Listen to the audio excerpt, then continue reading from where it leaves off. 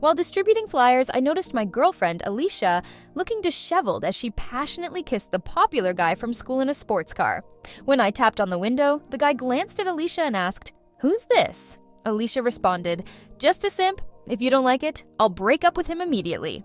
After their kiss, she didn't even acknowledge me and turned away. The guy lingered, licking his lips where Alicia had kissed him, and taunted, "Leave. Beauties belong only to the strong." I confronted him, saying, "I don't care about my girlfriend, but why are you in my car?" The tension thickened as he nervously gripped the steering wheel, staring blankly at me. "What do you mean your car?" "This is mine," I declared, opening the glove compartment to show the registration. "See, it's in my name. Why are you using my car? Are you trying to steal it? I'll call the police right now." Flushing with embarrassment, the guy quickly exited the car and whispered, "Don't call the police. My dad's a mechanic. I thought the car looked nice and just wanted to take it for a spin. Please don't involve the authorities." I raised an eyebrow and replied loudly, "You call this borrowing? This is theft. Can repair shops legally take cars for maintenance without permission?" He looked down, apologizing softly. "Bro, I'm sorry," I sighed. "Don't get too comfortable. Let me inspect the car first." He stayed silent as I discovered a dent on the hood. "What's going on here?" I demanded angrily. The guy panicked. "It's not my fault. Your girlfriend insisted on sitting on the hood for selfies and posted some provocative photos on her social media. That's the proof." I checked my phone but saw nothing, so he quickly showed me his. It turns out Alicia had blocked me. Viewing her WeChat moments, I shook my head. "Such bold photos? Fine, you can leave. I'll keep these pictures as evidence. Both of you should prepare for a court summons." Stunned, he whispered, "Bro, will this be expensive?" I responded, "About 100,000. His face went pale instantly. "But she was the one who damaged it. Do I have to pay too?" I rolled my eyes. "Don't you understand the law? You're both liable. Your dad's work this year has all been for nothing." The proud guy burst into tears. "That stupid girl. I told her this car is made of carbon fiber. Only high-end sports cars have it. The hotter it gets, the harder it becomes. But she couldn't wait for the car to warm up and just sat on it for selfies. My parents worked so hard, and now we're screwed because of her." Impatient, I got into my car and called someone to assess the damage.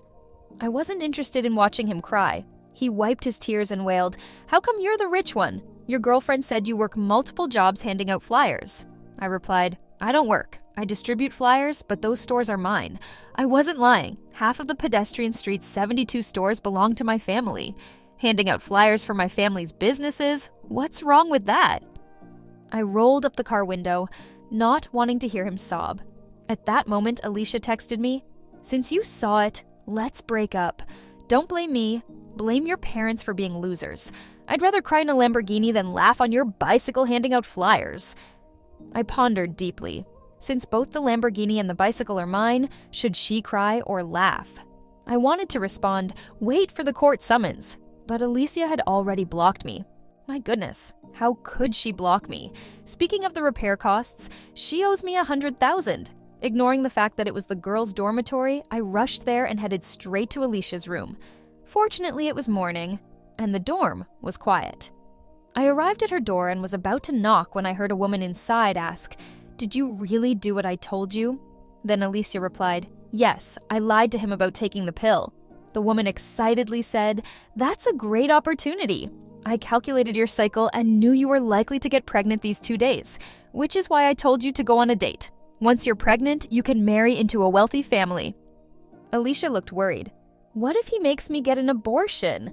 The woman responded, "As long as you're pregnant, I have ways to make him acknowledge the baby. You even broke up with your boyfriend for him. Let's see if he dares not to take responsibility."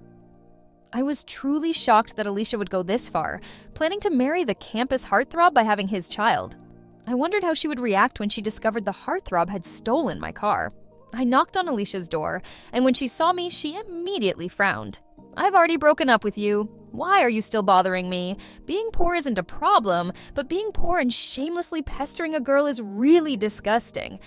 It seemed Alicia misunderstood my intentions, thinking I was there to win her back. There were 2 other people in the dorm, her roommates, whom I recognized. Before I could say anything, one of them said, "Can you stop interfering with Alicia's pursuit of her own happiness?" I was completely dumbfounded. So, making out with another guy in a sports car behind her boyfriend's back was considered her way of seeking happiness. I knew this roommate. It was Alicia's best friend, Eva, the same one who had just encouraged Alicia to get pregnant. When I first began dating Alicia, she often made sarcastic comments, claiming that a man's affection for a woman was measured by how much money he spent on her. Because of Eva's influence, I had showered Alicia with numerous gifts. Now I was there to reclaim those gifts. I said, "We can break up, but the phone you're using is mine. You need to return it." I didn't mention that the sports car was also mine. Knowing Alicia's personality, she might try to cling to me, so I needed to retrieve my belongings first. Alicia frowned and responded coldly, "So you're being petty. Can't you think about my feelings?" I was at a loss for words. It wasn't about being petty. She had wronged me, so why should I consider her feelings? Eva suddenly covered her mouth and laughed. "Can't you see through this poor man's trick? Asking for the gift back is just a pretense. He really wants to make things difficult for you because he can't handle the breakup." Alicia sneered. "So that's it. You think if I'm reluctant to return the gift, I won't break up with you, right? Have you forgotten that my current boyfriend is very wealthy?" She lifted her head proudly, and Eva added fuel to the fire. "Don't be scared, sis. I just checked. The heartthrob's Lamborghini costs millions. Buying you a new phone is nothing to him." Alicia laughed and said, "I can return the phone, but let me make one last call. I'll show you why I broke up with you. The gap between you and a rich man is so vast, you'll never bridge it in your lifetime." I wondered if the rich man she mentioned was the heartthrob. I recalled that when I had sent the car to his house for maintenance, his father had sighed and said that earning money was tough these days, and they didn't have enough to cover the rent. Alicia made the call, and Eva quickly urged, "Put it on speaker so he can hear and understand the difference between himself and others." Alicia nodded and, seemingly to show off, put the call on speaker. As soon as the call connected, she said pitifully, "Brother, my boyfriend is breaking up with me and wants me to return the phone he bought me. Without the phone, how will I contact you in the future?" However, the heartthrob didn't indulge her. On the other end of the line, he shouted angrily, "You damn bitch! Don't let me see you again or I'll beat you every time I do!" Both Alicia and Eva were stunned, and the call abruptly ended. Alicia stared at her phone, speechless. Eva quickly reacted, grabbing a book from her bed and throwing it at me, shouting, "Did you badmouth my best friend downstairs?" Hearing this, Alicia was furious and started shaking. "Yeah, he didn't treat me like this before. You must have slandered me. How despicable and disgusting can you be?" I impatiently replied, "I didn't badmouth you. Just give me back my things." Alicia retorted, "If you didn't badmouth me, why would he suddenly treat me like this?" I was at a loss for words. Alicia's provocative selfies on the car hood had likely caused the heartthrob to end up in debt. Considering his family's income, how could he not be angry?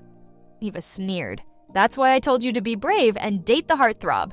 I saw through this poor loser. He only knows how to play tricks behind your back. Disgusting simp." I asked, "So you were involved in her betrayal of me?" Eva snapped. "Betrayal? My best friend was in a mess, so I had to help her out. Should I let her get stuck with you? She'll thank me for it eventually." Alicia grew impatient and said coldly, "You can have the phone back, but I have one condition. You must immediately apologize to the heartthrob and admit that you were lying about me." Eva added, "Yeah, even if you have to kneel and apologize, clear my best friend's name." I took the phone and said, "Why should I apologize for something I didn't do? And we haven't settled our accounts yet." I walked into the room and sat at the desk to start calculating. Throughout our relationship, I had given Alicia many gifts and transfers, and I wanted them all back. Alicia said disappointedly, "My friends are all here. We once loved each other. Do you really want to embarrass me like this?" I ignored her and continued calculating. Eva suddenly took a photo of me and with a disdainful look, she said, "Today, I encountered the ultimate loser. I'm posting this on my social media right now to expose you so you'll be socially dead." I thought she was just threatening me, but when I checked my phone, I saw she had actually posted it. She had shared my photo with the caption, "OMG girls, never date a poor guy. The poorer they are, the more trouble they cause. My best friend got stuck with one and it's terrifying." I frowned and said, "This is a personal matter between us. Why do you keep emphasizing being poor? You might as well write gold digger on your face." Eva sneered. Yeah, I like rich guys. Do you have the right to be jealous? If you were rich, you'd be the one scolding me, not the other way around. Look at your pathetic self. Eva became increasingly agitated, walking to the window and pointing downstairs. Rich men drive million-dollar Lamborghinis and have ambition and career goals. Poor losers just sit here calculating, making the girls who once loved them feel sick. Another roommate finally spoke up. Alicia, why don't you just pay him back? This is your fault in the first place. In an instant, Alicia's expression shifted. She asked, What do you mean? Are you taking his side? Eva sneered. Isn't it obvious? You found a boyfriend with a Lamborghini, and she's jealous, so she's deliberately insulting and slandering you. The roommate's face flushed with anger. Don't falsely accuse me. I recognized her. She was a poor student named Lisa. Previously, when Alicia wanted to show off, she had me buy desserts for everyone in her dorm, but Lisa refused, saying she couldn't accept something she hadn't earned. That left a strong impression on me. Alicia sighed and said, Lisa, I know you're poor and rely on student loans and scholarships to study. I understand if you resent the rich, but you know what? Being a good person is more important than good grades. Lisa's eyes widened in disbelief. Are you saying I'm not a good person? I was completely stunned. Lisa was diligent and hardworking, excelling in both character and academics. Meanwhile, Alicia had just been making out with the rich guy in the car right in front of me, her boyfriend. How could she dare to say Lisa didn't know how to behave? What kind of nonsense was she spouting? Eva sneered. I know your type, poor simpering girl. You know he broke up with you, so you're pretending to be a pretentious coquette to win his favor. You have no chance with a guy who drives a Lamborghini, so you don't even let a guy who earns $3,000 a month from handing out flyers pass. Lisa was so angry that she clenched her fists and stood up. I also work part-time as a tutor and earn $2,000 a month. Eva looked at her with disdain. To you, even mosquito legs are meat. Yesterday, I saw you picking up food that fell on the table to eat. You poor wretch. Of course, you're not picky about men. Lisa's eyes reddened and her voice trembled with grievance. The food fell on the table, not the floor. What's so poor about that? Enough. Alicia's shout interrupted us. She slammed her phone on the table and said to me, You really embarrass me. My biggest regret is dating you. Hurry up and settle our accounts so I can go explain to my new boyfriend. Eva quickly added, Don't worry, sis. I'll go with you to explain. The rumors will be cleared up, and you'll still be the little darling of a rich man. I ignored them and focused on calculating our accounts. Naturally, I didn't include the repair costs for the sports car. I was afraid Alicia might try to reconcile with me. In the end, I calculated that over the year we dated, I had given Alicia gifts and transfers totaling $18,000. I was stunned. Dating really costs a lot of money. I only spent a few hundred a month on living expenses. I didn't realize it until I did the math. Not only was I shocked, but Alicia and Eva were also taken aback. After all, they were students. Where would they get over $10,000? At first, they didn't believe it, but after checking several times, they confirmed my calculations were correct. Alicia looked troubled. $18,000? I can't come up with that right now. Eva panicked and said quickly, Don't be scared, sis. I'll help you pay it back. How you handle this loser now will affect how your new boyfriend sees you. Even if we have to borrow from loan sharks, we'll pay the money back. You need to cut ties with this poor guy to have a chance to marry into a wealthy family. Alicia was eventually swayed by Eva's words. She nodded and said, Okay, we'll find a way to borrow it. My family mustn't know or my parents will kill me. I didn't know what to say. If $18,000 would get her killed, what would happen when the nearly $100,000 repair bill for the sports car arrived at her house? Her parents would probably want to grind her bones to dust. Alicia and Eva immediately began contacting people to borrow money. Surprisingly, it was relatively easy for them to gather funds. Classmates each contributed a few hundred to lend Alicia money. Even Alicia was amazed at how easily she could get the money. She remarked, I have a good reputation. Everyone is willing to lend me money. Eva laughed. It's because of your selfies on social media. You're sitting in a sports car worth millions. Of course, people are willing to lend you this small amount of money. Alicia suddenly realized and glanced at me. Do you see that? That's the true charm of a real man, making everyone admire him and lend me money, hoping to befriend him. If I were still with you, would anyone reach out to help me when I'm in trouble? Eva sneered. Trouble? Being with him is already the biggest disaster in life. They continued borrowing money and eventually managed to collect over $8,000, but there was still a $10,000 gap. Eva gritted her teeth and said, "I know a guy from the underworld. He can lend us the money, but if we can't pay it back, it'll be terrible." Alicia asked worriedly, "What happens if we can't pay it back?" Eva replied, "Don't worry about that for now. Your new boyfriend is so rich. $10,000 is nothing to him." Eva quickly contacted the so-called underworld person, who appeared to be a professional private lender. He handed over $10,000 without hesitation. After they managed to gather enough money, they returned it to me. Alicia threw the phone at me angrily and said, "Satisfied now? Get lost. From now on, we should have nothing to do with each other." I nodded and turned to Lisa, saying, "Can you come out with me for a moment?" Lisa looked at me in surprise, seemingly confused about why I was asking her to come. Eva immediately sneered, "I knew those two had something going on. As soon as you paid him back, they hooked up." I felt a wave of helplessness. The reason I wanted to talk to Lisa was that she worked in the student council and had access to the contact directory. Since I planned to send a court summons to Alicia's family, I definitely needed her home address. Lisa blushed deeply, lowered her head, and followed me out. Eva mocked again. "You're really following him out? You only deserve Alicia's leftovers." Lisa was almost in tears. "I don't have any such intentions." Eva cursed. "Pretentious coquette. Keep pretending. No wonder your family is so poor. It's genetic. Look at you trying to please even a guy who hands out flyers. You're so undiscriminating. It's clear what kind of people your parents are." Alicia looked at us with disdain and sneered, "Good thing I broke up with him. This useless man is all yours.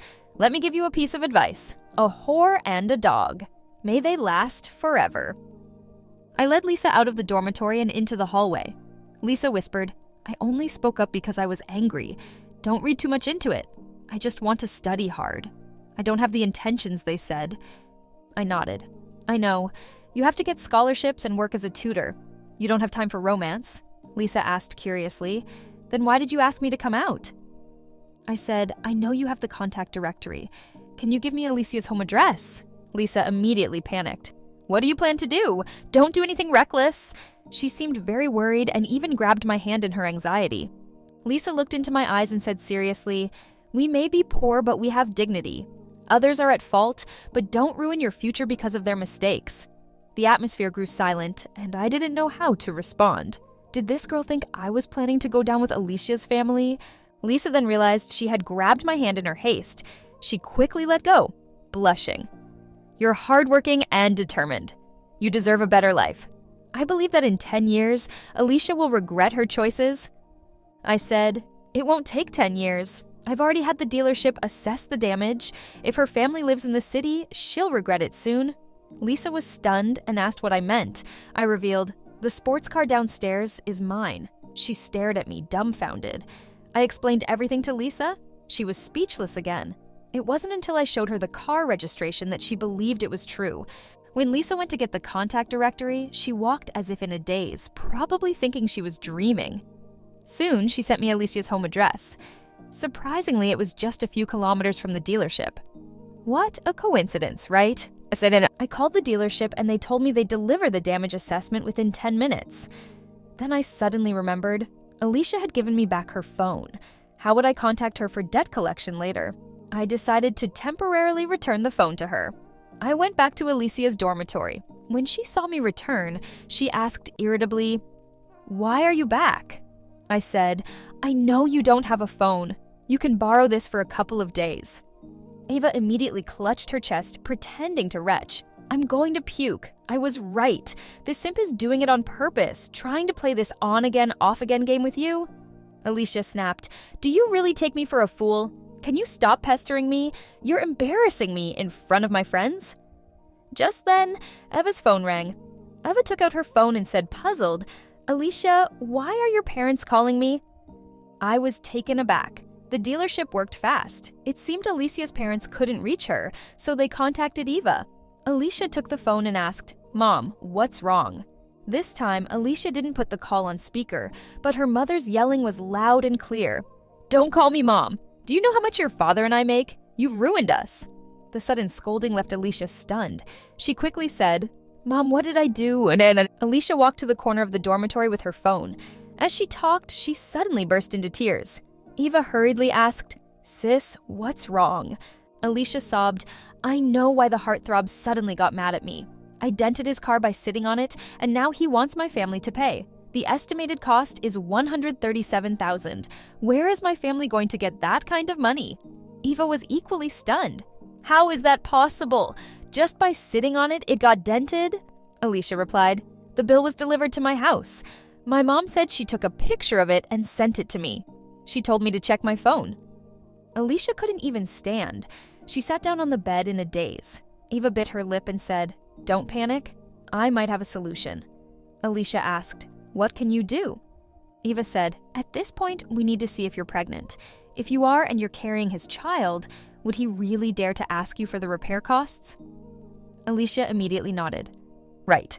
Even if he doesn't care about me, he has to care about the baby, right?"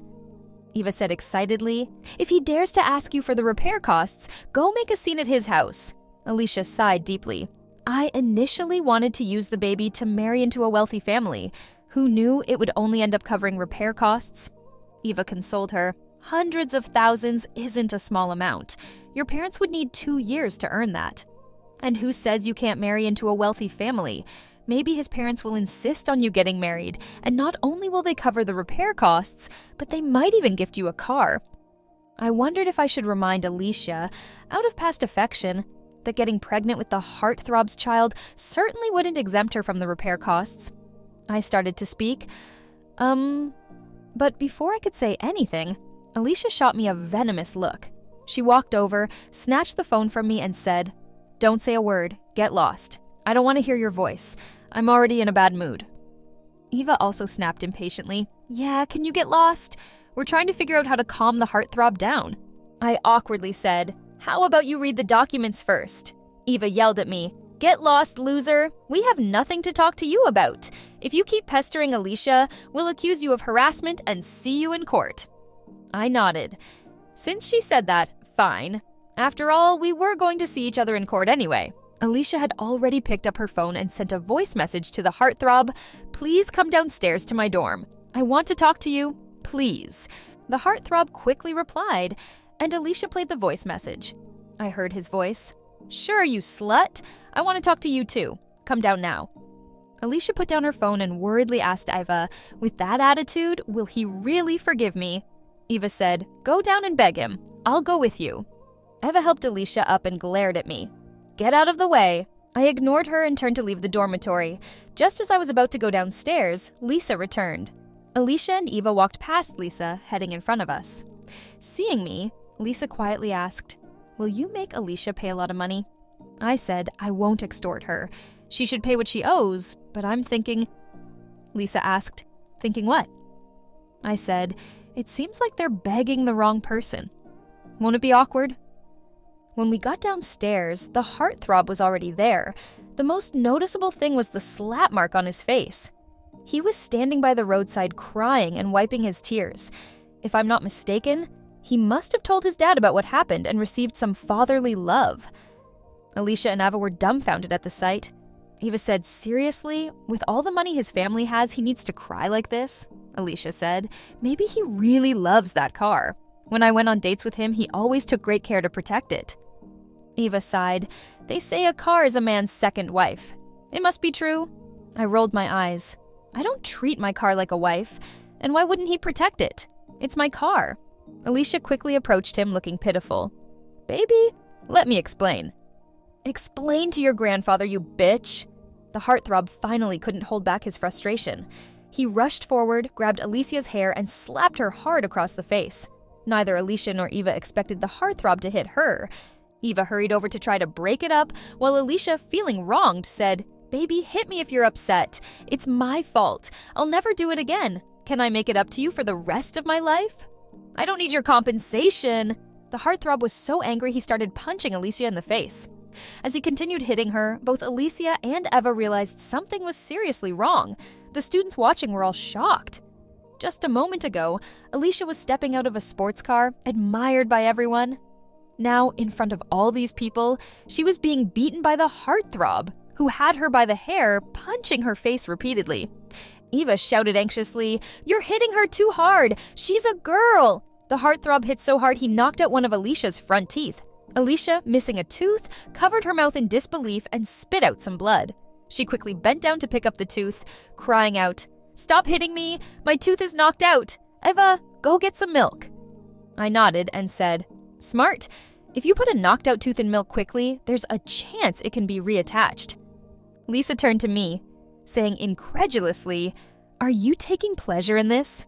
I said, "How could I? We were in love once. Seeing her like this makes me sad too." Lisa asked, "Then why are you smiling?" I said, "I'm just naturally cheerful. People who smile often tend to have good luck." During this beating, Alicia finally remembered me. Covering her mouth, Alicia cried out to me, "You're really not a man. Look at how badly I've been beaten, and you still won't help me." I replied seriously, "You just told me not to harass you or we'd meet in court." The heartthrob, who seemed overwhelmed earlier, finally noticed me when I spoke. He let go of Alicia and walked toward me. Eva quickly said, "Heartthrob, I know you're upset, but do you know how much Alicia has suffered for you? Just now, this loser was bullying her. If she didn't love you so much, would she have put up with this?" The heartthrob angrily shouted, "Shut up! Your whole family are losers!" Eva didn't dare say another word. It was strange. She had been so aggressive in front of me but was unusually obedient now, facing her rich idol. The heartthrob stood in front of me. I wondered how he would apologize, but then he did something unexpected. In front of everyone, he suddenly knelt down. With tears in his eyes, he cried, "Bro, I'm sorry. Please forgive me." At that moment, the world seemed to fall silent. Everyone stared at me in shock. The students were dumbfounded. Eva trembled with disbelief. Lisa said nothing, keeping her head down. Alicia, covering her mouth where a tooth was missing, suddenly had blood streaming from her nose. She tried to sniff it back but ended up choking on it and coughed painfully. No one expected things to turn out this way. Honestly, even I hadn't expected it. I sighed and said, "If you'd known this would happen, why did you do it in the first place?" Eva asked in a daze, "Why are you apologizing to him?" I said softly, "Yes, tell everyone why you're apologizing to me." The heartthrob, still crying, said, "I shouldn't have stolen your car to show off. I shouldn't have stolen your girlfriend. I'm despicable and disgusting. Please forgive me. I told my dad, but he said our family is already struggling with rent and can't pay for the damages." I nodded and said, "Your dad works really hard. That's why I sent my car to your family's repair shop. Who would have thought that such a diligent mechanic would raise a son like you?" The heartthrob broke down. "I'll never do it again. If you can give us more time to pay, I'll do anything you ask." Alicia was stunned. She muttered, "What repair shop? What car maintenance? What's stealing a car?" I said, "The facts are right in front of you." Alicia pointed at the sports car, her voice trembling. "That car is yours." I nodded. "Yes, it's my car." Her expression froze, then her lips quivered as she burst into tears. "How can you be the rich one? Weren't you the flyer guy?" "I do hand out flyers, but those are all for my shops." Ignoring her bleeding nose and missing tooth, Alicia hurried to my side, limping. She grabbed my arm, crying, "Baby, let me explain." I said coldly, "I'm not your baby. We're already broken up." Sorry. I reached out and placed my hand on the heartthrob's shoulder. He swallowed hard, looking at me pleadingly. I said, "This is your fault, not your dad's. In fact, I should thank you because you showed me my girlfriend's true colors. You helped me, so I'll help you this once." I thought for a moment and continued. "You'll graduate next year. You can negotiate the compensation amount, and once you start earning, I'll allow you to pay it back over 3 years." The heartthrob asked, surprised, "Really?" I nodded and said, "Yes, it's your mistake, not your father's to pay for, but knocking out her front tooth is going to cost you a lot." The heartthrob said viciously, "I'm not paying a cent. At worst, I'll go to jail and get a record. Anyway, I won't pass any civil service exams." I asked, "Are you really willing to go to jail rather than pay her a cent?" The heartthrob replied, "Yes, this bitch doesn't deserve my compensation." I patted his shoulder hard and laughed. "See, now you're being sensible. I'll waive 1,000 as a reward." Alicia was already dumbfounded. She whimpered, "Baby, I was really wrong. Can you give me another chance? It's all It's all... She turned around quickly and pointed at Eva, cursing. It's all because of this bitch. Eva didn't respond, her face blank. Alicia cried, "You told me to do this. I loved my boyfriend so much. Why did I fall for your tricks?" I was tired of watching her drama. I said, "Remember to take the morning after pill. Don't actually get pregnant. It's not because I care about you, but because I know with your personality, you'd definitely have an abortion if you got pregnant. I don't want an innocent life to be killed before it even sees the world because of your bad character." At that moment, Alicia's face turned ashen. Eva suddenly started crying. She said, "Aren't you going to repay the money I just helped you borrow?" Alicia completely turned on her. "You caused all this misery. Why should I pay you back?" Eva also broke down in tears. "I have to repay that money or I'll be beaten to death." I casually said, "If you're afraid of owing money to a loan shark, then just pay it back." Eva cried again. "Where am I supposed to get 10,000? Lisa clenched her fists in anger. She said furiously, "You mocked me for eating food off the table, but your own family doesn't even have 10,000. You're poor too, so why do you bully other poor people? You deserve this." Eva sat on the ground, sobbing uncontrollably. I smiled at Alicia and said, "Goodbye. Unless it's about repaying money, don't contact me. Otherwise, I'll charge you with harassment." I turned to Lisa and asked, "Since the bitch has been punished, how about we go have a meal to celebrate? You can ride in my car." Lisa replied, "Are you drunk in broad daylight? Why would I get in your car or have a meal with you?" Realizing she had a point, I awkwardly scratched my nose. I got into my sports car and drove off. Alicia and the Heartthrobs family quickly reached an agreement, with both families paying half. It said that Alicia was beaten half to death by her parents at home, even having her leg broken. It really was broken. She had to wear a cast. The worst part was that her leg didn't heal properly. She walked with a limp and might have to break it again to heal correctly. Feeling too ashamed, she didn't return for the last year of college. Ava, on the other hand, did return. But every time she did, people mocked her, calling her a traitor to the poor. To pay back the loan shark, Ava tried desperately to find a job, but her reputation preceded her, and no one wanted to hire her. In the end, she found me begging for a job. I happened to have a few low-end restaurants, so I had her clean the toilets. She had looked down on the poor, so now she could clean toilets for them. She could only cry while scrubbing the toilets, and word spread about her situation. Some students even came specifically to use the toilet after she cleaned it just to make her clean it again. After dropping out, Alicia frequently messaged me, begging to get back together. I blocked her, but she would just switch numbers and continue to harass me. Eventually, I did as she wished and sued her. That finally scared her off, and she stopped contacting me. As for Lisa and me, nothing happened between us. She was a self-reliant and disciplined girl, different from Alicia and her crowd. During the last year of college, Lisa didn't contact me at all. After graduation, she went back to her hometown to teach. She said there were many poor children in her hometown, and she wanted to help them. I admired her character and reached out to her a few times, but she wasn't interested in dating. The only time she asked for my help was to see if I could organize a clothing drive for the children in her area. I donated some old clothes, and after that, we didn't stay in touch. I often think about what she said about having dignity. That remarkable girl. I hope her life takes her far.